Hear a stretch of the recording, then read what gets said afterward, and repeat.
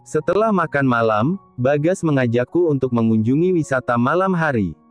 Di sana banyak sekali lampu dan lampion yang sangat cantik beraneka warna.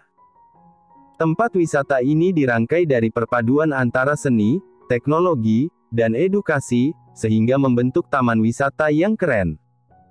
"Sini Ta, kita foto dulu di sini," Bagas menarik tanganku. Dengan senang hati aku bersuah foto bersama Bagas. Setiap ada tempat foto yang instagramable, Bagas selalu memintaku untuk berfoto bersamanya. "Keren banget ya Gas tempatnya," aku berlarian seperti bola bekel. Aku sangat suka dengan sesuatu yang bersinar, kembang api, lampion, bintang, dan teman-temannya. Saking semangatnya aku berjalan, aku hampir saja terjatuh karena menginjak tali sepatuku yang terlepas. Untung saja Bagas sigap menahan tubuhku dengan tangannya.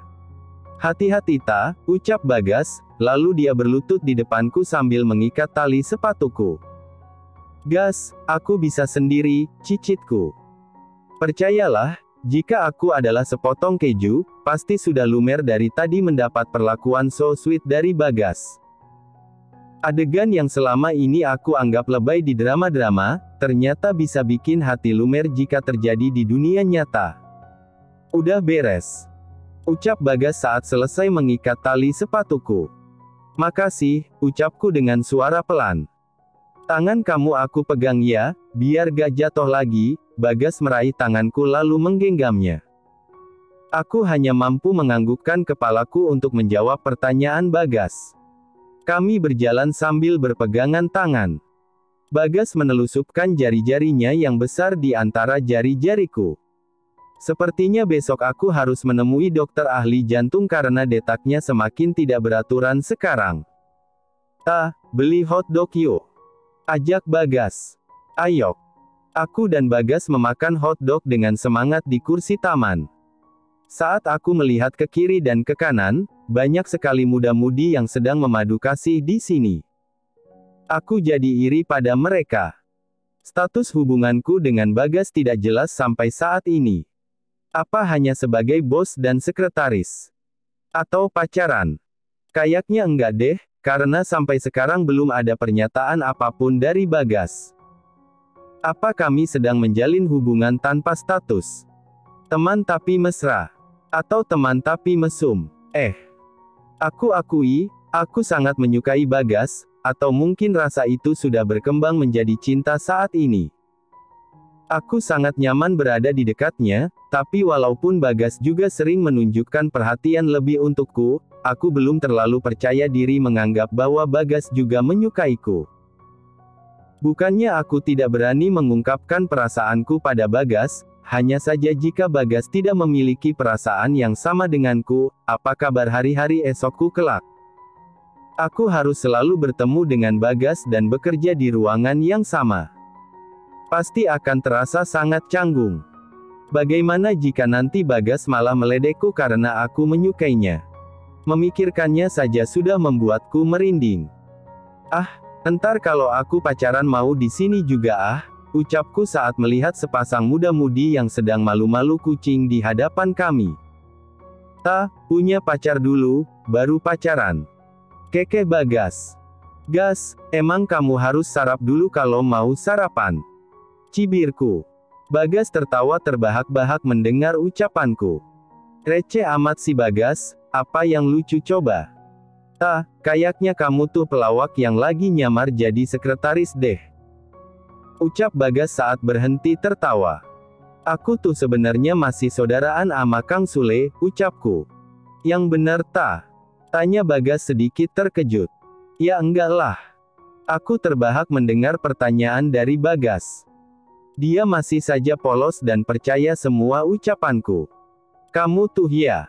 Bagas mengempit leherku dengan ketiaknya sambil mengacak rambutku. "Ampun Gas, ampun," ucapku. Ingin sekali aku berteriak pada Bagas, bahwa dia harus menjaga jarak aman denganku. Jantungku sudah siaga satu sepertinya, berdetak dengan kecepatan maksimum saat dekat Bagas. "Pulang yuk. Udah jam 9:30, ucapku. "Ayo, besok kerjaan banyak," Ucap Bagas. Kapan kamu mau rilis bukti-bukti penggelapan Pak Roni? Tanyaku. Besok, jawab Bagas santai. Wow, secepat itu? Tanyaku. Semuanya udah ready, ngapain ditunda-tunda, jawab Bagas. Saat sampai di parkiran, aku menghela napas panjang. Setengah jam ke depan jantungku harus kembali berdiskoria karena aku akan memeluk Bagas dengan erat. Kapan lagi lah, meluk cowok ganteng nan seksi? Otak nakalku berteriak. Saat duduk di belakang Bagas, aku langsung melingkarkan tanganku di perut berotot milik Bagas dan merapatkan tubuhku padanya. Izinkan Baim hilaf sebentar ya Allah. Pabrik Abimanyu Group. Aku mengunjungi ruangan manajer.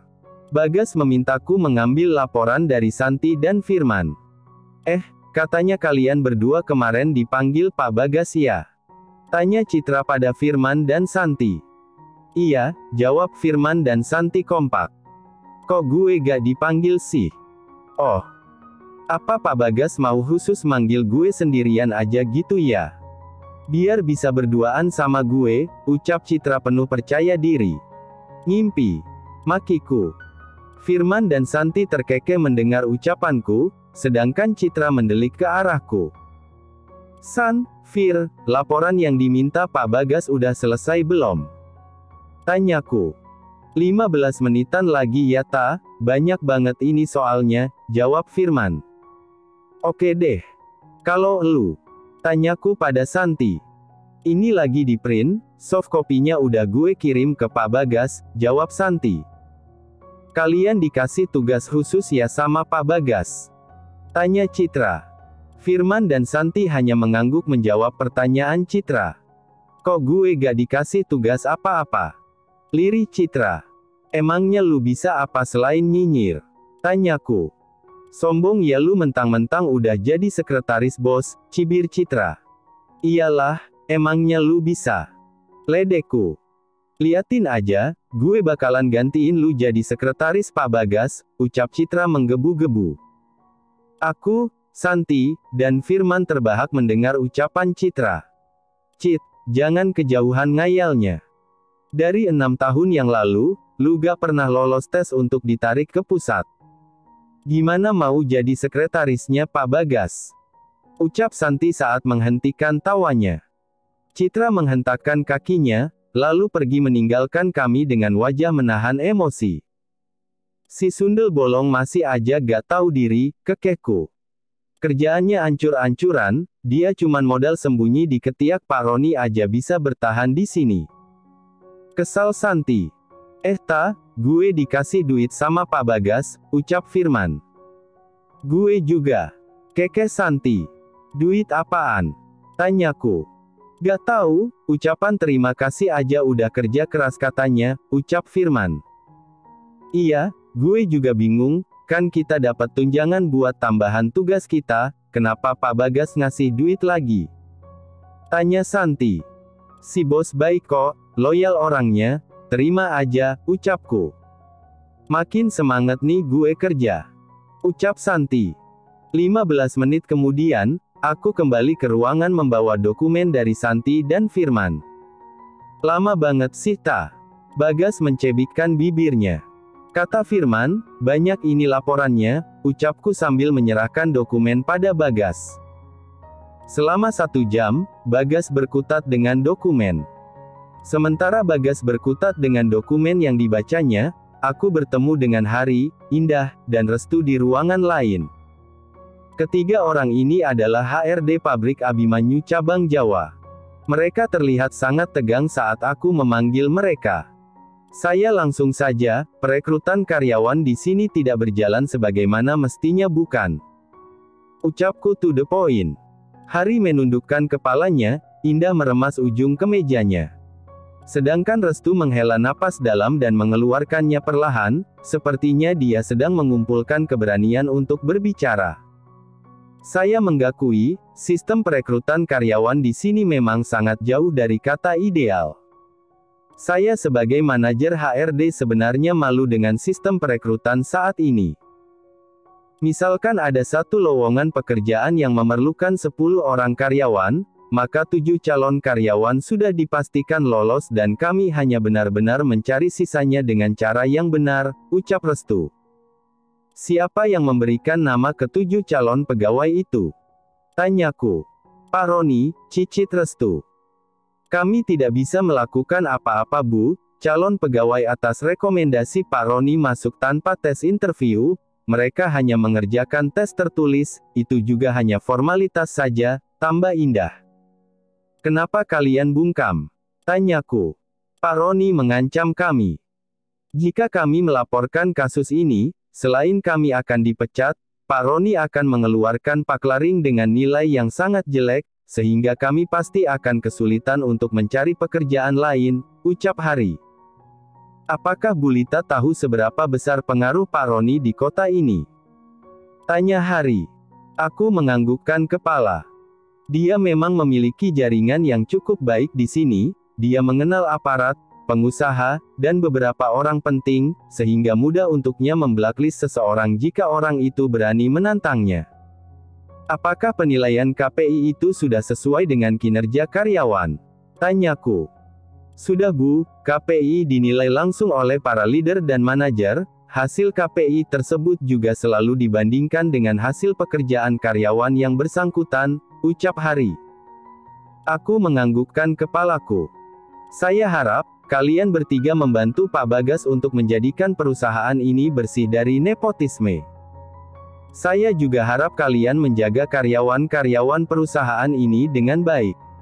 Aku tahu betapa beratnya tugas kalian menjadi jembatan antara karyawan dan manajemen, ucapku bijaksana. Kami akan bekerja sebaik mungkin, ucap mereka kompak. Dalam waktu 1 jam, tolong kumpulkan karyawan yang berada dalam list ini, ucapku sambil memberikan sebuah dokumen. Baik Bu, ucap mereka kompak. Pak, sejam lagi karyawan yang masuk lewat jalur dalam kumpul di aula, ucapku pada Bagas saat kembali ke ruangan. Oke, sekalian panggil juga Pak Roni dan tim HRD, pinta Bagas. Oke, aku langsung menelpon Tina untuk mengumpulkan semua orang yang diminta oleh Bagas dalam 1 jam. 1 jam kemudian, semua orang sudah hadir di aula. Ada sekitar 150 orang yang hadir di aula. Aku meminta Restu untuk memisahkan mereka sesuai kepinya. Bagas naik ke atas podium dengan karisma yang menyilaukan.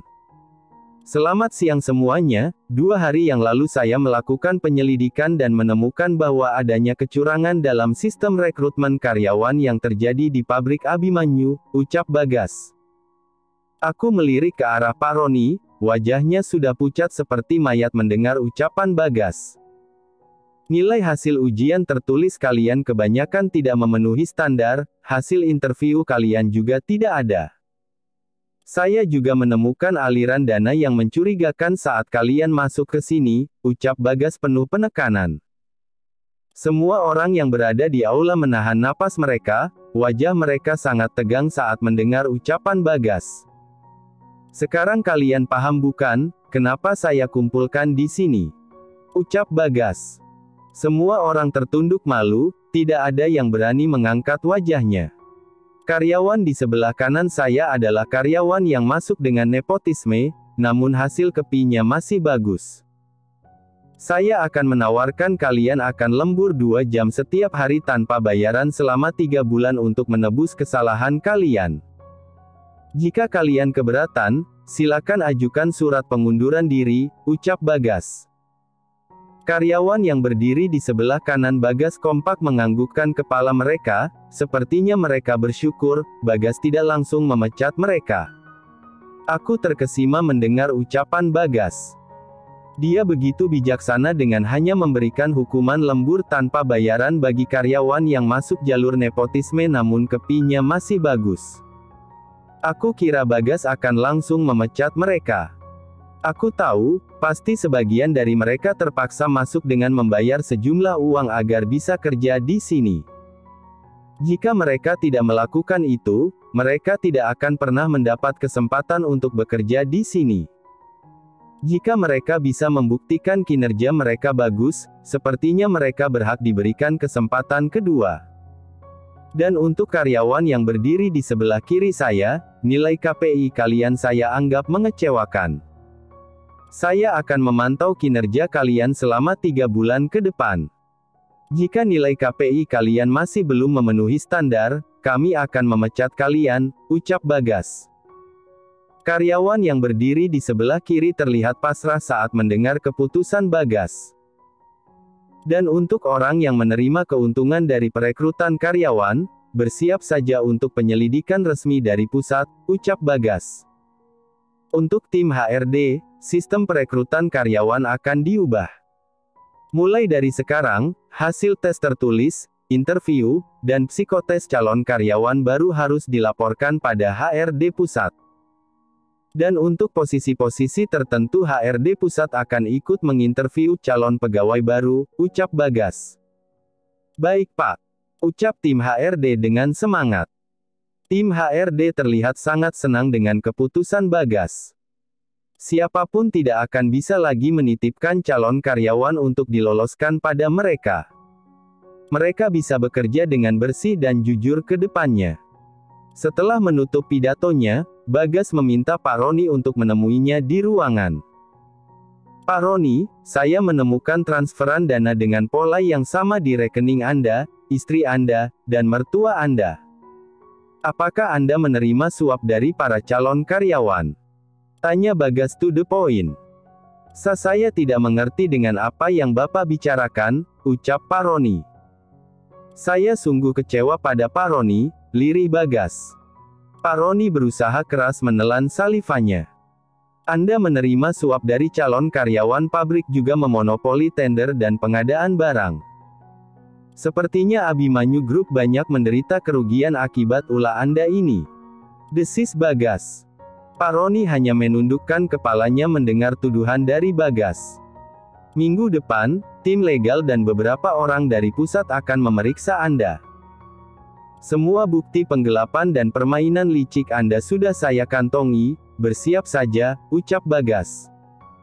Maafkan saya Pak, saya hilaf, cicit Pak Roni. Anda akan dinonaktifkan dari posisi direktur operasional hingga penyelidikan selesai, dan jika Anda terbukti bersalah, saya akan menuntut pengembalian dana bahkan kurungan penjara, ucap Bagas penuh penekanan. Pak Roni berjalan dengan gontai saat meninggalkan ruangan Bagas. Ah, capek banget, ucap Bagas merebahkan diri di atas sofa. Kerja bagus Pak, ucapku sambil memberikan susu almond. Saya gak pernah ngangka, bisa kerja keras kayak gini di perusahaan ayah, ucap Bagas sambil meminum susu almond. Cowok pekerja keras itu seksi loh Pak, ceplosku. Bagas tersedak susu almond yang tengah diminumnya. Aku hanya terkekeh melihat Bagas tersedak, lalu menepuk-nepuk pelan punggungnya. Saya udah seksi belum? Tanya Bagas setelah terbatuk. Udah overdosis Pak. Bapak masuk ke dalam 7 makhluk Tuhan paling seksi versi on the spot. Jawabku. Bagas terbahak saat mendengar jawaban dariku. Lu emang seksi gas, sampai mau hilaf rasanya, jerit batinku. Oh iya, besok makan siang di rumah Ditya jam 1-an, ucap Bagas. Oke, Pak, besok bawa mobil aja ya jangan motor, pintaku. Kenapa emangnya? Saya lebih suka motor, ucap Bagas. Saya besok mau nyalon, tar rambut saya rusak abis di salon kalau pakai motor. Jawabku. Oh gitu, jangan potong rambut ya ta? Pinta Bagas. Kenapa emangnya? Tanyaku. Saya suka lihat rambut panjang kamu, jawab Bagas. Suka sama rambutnya doang nih. Sinisku. Iya, sama litanya juga, keke Bagas sambil mengacak rambutku. Terima kasih sudah menonton, guys. Jangan lupa klik like jika kalian menikmati cerita ini, subscribe untuk update konten seru lainnya, dan tinggalkan komentar di bawah tentang apa yang kalian pikirkan atau cerita apa yang ingin kalian dengar selanjutnya. Dukungan kalian sangat berarti. Sampai jumpa di video berikutnya.